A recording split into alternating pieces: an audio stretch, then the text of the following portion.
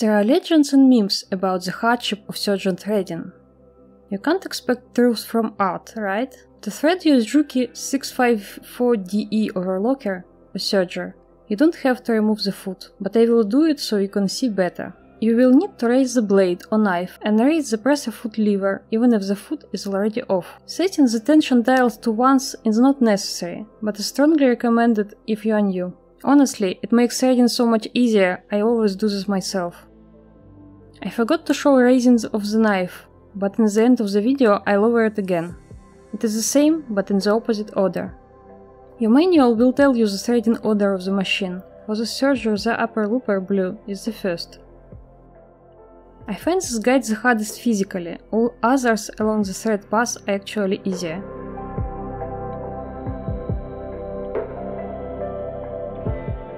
Tension dials should be flossed, that's why I recommend setting them to ones first.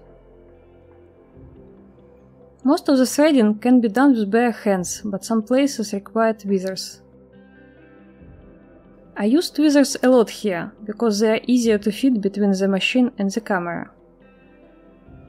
For pigtail threading, I remember that upper looper thread goes from the bottom, and the opposite for the lower looper.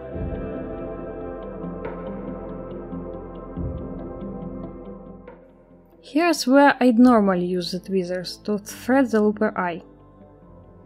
If you are lucky to be left-handed, you probably don't need them even here.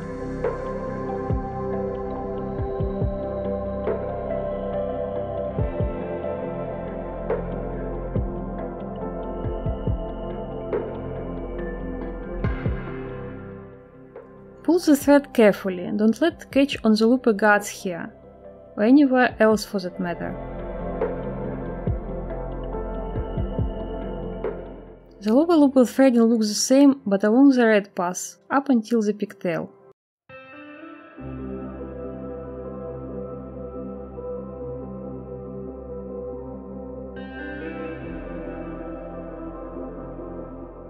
Here I show the flossing motion in more detail. If you do that with tension on, you will feel significant resistance.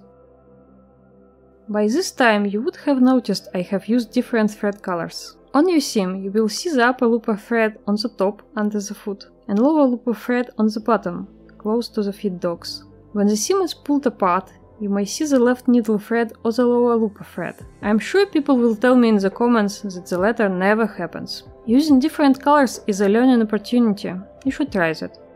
Now remember, for the lower looper you thread the pigtail from the top. Then move the thread along the coils so in the end it only goes under one of them. We are coming closer to the tricky part. It is not hard when you know what to do, and I am showing you exactly that. After this guide, you press the white lever. Way easier to do with a finger, but had no space for that. I used to call this part the looper helper, but it's actually part of the lower looper. Are you interested to see it working without a needle plate? I will probably show you anyway. Why? Because it's fascinating. But for now, I thread this now exposed guide and push the lever back. Another tricky part is to thread the lower looper eye, because there is not much space between it and the upper looper. We also have to make the thread to go above the upper looper. I move the wheel on the machine towards me to shift the upper looper in the more comfortable position. Nothing is comfortable in threading and filming at the same time, but I do my best. To actually pull the thread above the upper looper, I had to use my non-dominant hand. There wasn't any room for the right one. If your lower looper is unthreading itself while sewing, that's the step you need to check. Pull all the threads to the back. In the end, we will pull them under the foot and to 11 o'clock. You can close the cover now or leave it till later.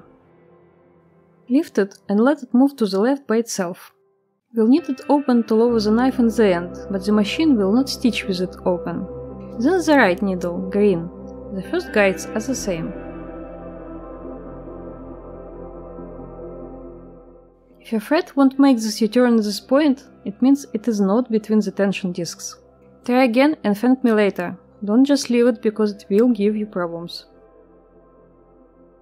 People often miss this guide for the right needle. Be smart and do not miss it.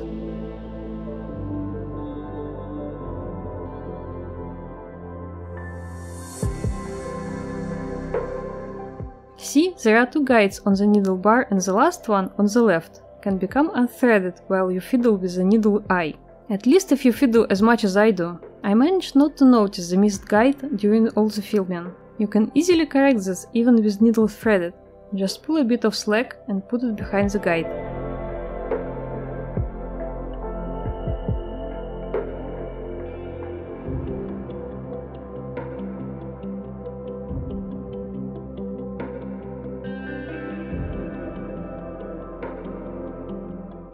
Yes, that's the same guide we have already used for the right needle. You can see both green and yellow dots near it.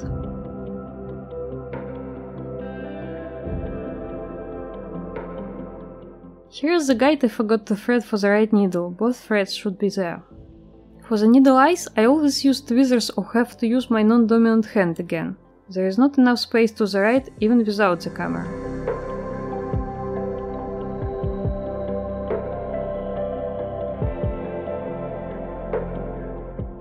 Put the dials back to all fours. It's not exactly precise here, no clicks or anything. I let the upper looper to have a smidge more tension on the dials than the lower one. In reality, the tensions aren't equal. The lower looper thread is tighter for the balance seam. I put the presser foot back and lower the knife too. For the foot, you have to press the button on the back after lowering the lever. See, I press the button and the foot bar drops and grabs the foot. Put the threads under the foot and to the back and to the left, about 11 o'clock. Overlocker feet are bigger and generally harder to put on and off, but you will get used to them. Push the knife to the right to compress the spring and rotate it to the front. It's the same for raising the knife, only then you rotate it to the back. It's okay to touch the straight parts of the knife, but the lower narrow part on the front is sharp, so be careful. The serger is now ready to overlock, or vice versa.